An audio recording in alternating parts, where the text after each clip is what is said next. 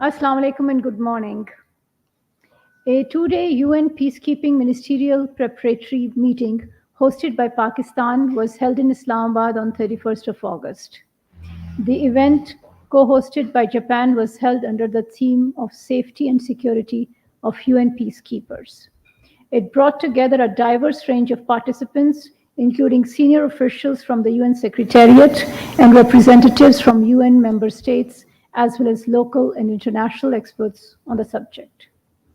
The meeting featured rich and productive sessions spread over 5 substantive sessions and important aspects of safety and security of UN peacekeepers. These included capacity building needs, the international law perspective, importance of medical care, role of technology and strategic communication, and the threats posed by improvised explosive devices. These deliberations were geared towards producing concrete ideas that will serve as a foundation for enhancing the effectiveness and efficiency of UN peacekeeping operations.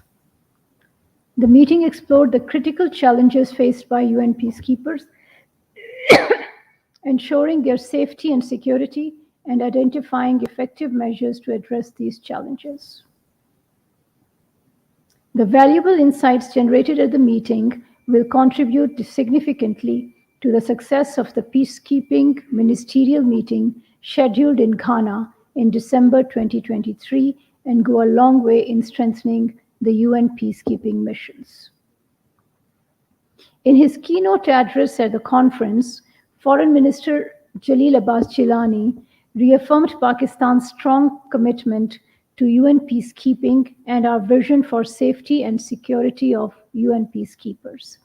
He underlined the need to take proactive measures to address the rise in peacekeeper fatalities and ensure their well-being with focus on capacity building, medical care, legal frameworks, and adequate accountability mechanisms.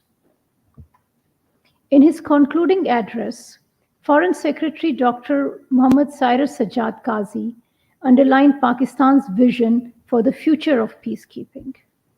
He stated that moving forward, Pakistan will strengthen and diversify our peacekeeping contributions to make them even more substantive and robust.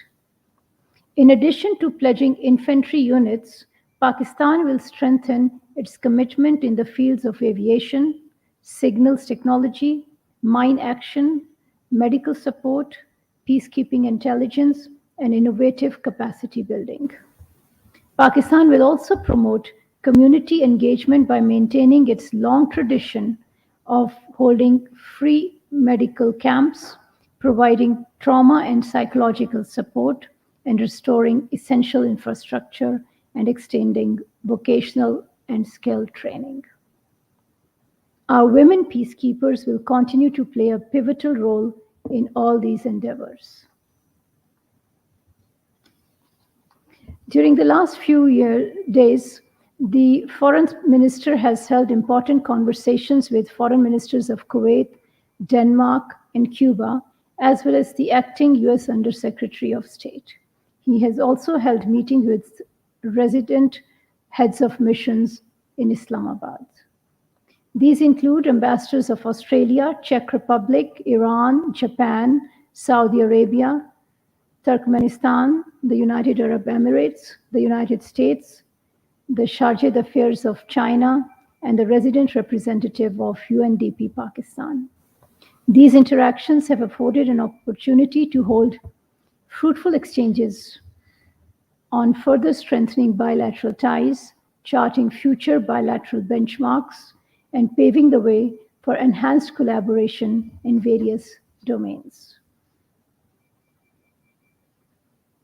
Today is the second death anniversary of the iconic Kashmiri leader, Sayyid Ali Shah Gilani. He breathed his last in a long-drawn house arrest on the 1st of September 2021. In a horrific act, his dead body was snatched by the Indian occupation forces from his family and hurriedly buried in a graveyard in the absence of his family and friends. His family and friends were not allowed to pay their final respects or bury him in a graveyard of his choice. Sayyid Ali Shah Gilani was a true voice and face of the Kashmiri struggle for their rights and freedom. His unflinching commitment to the Kashmiris' right to self-determination in the face of persistent persecution and tremendous personal hardship has inspired generations of Kashmiris in resisting the occupation and tyranny. Sayyid Ali Gilani will be remembered for his matchless sacrifices and unconditional love for Kashmir and for Pakistan. Today, we pay rich tribute to his lifelong dedication for justice and freedom and reaffirm our support to the people of occupied illegally Indian occupied Jammu and Kashmir.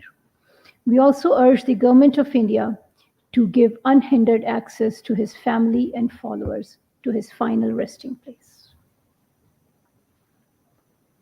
Prime Minister Anwarul Kakar will visit Nairobi, Kenya to participate in the Africa Climate Summit to be held from 4th to 6th of September. Foreign Minister Jalil Abbas Jilani will accompany the Prime Minister. The visit is taking place at the invitation of President William Samoei Ruto of Kenya. At the summit, the Prime Minister will articulate Pakistan's perspective on the global climate crisis and highlight our national efforts to rebuild in a climate-resilient manner after last year's devastating floods. Prime Minister's key messages in Nairobi would include the need for enhanced climate cooperation at all levels to confront the common challenge of climate change in an effective manner. In Nairobi, the Prime Minister is also expected to hold a series of bilateral meetings with his counterparts from Africa, including Kenya, and with other high-level dignitaries. The Africa Climate Summit is the initiative of Kenya and the African Union. Pakistan's high-level participation in this summit is not only in keeping with its traditionally proactive climate diplomacy, but also in line with the Look Africa outlook for enhanced engagement with countries in Africa. I thank you.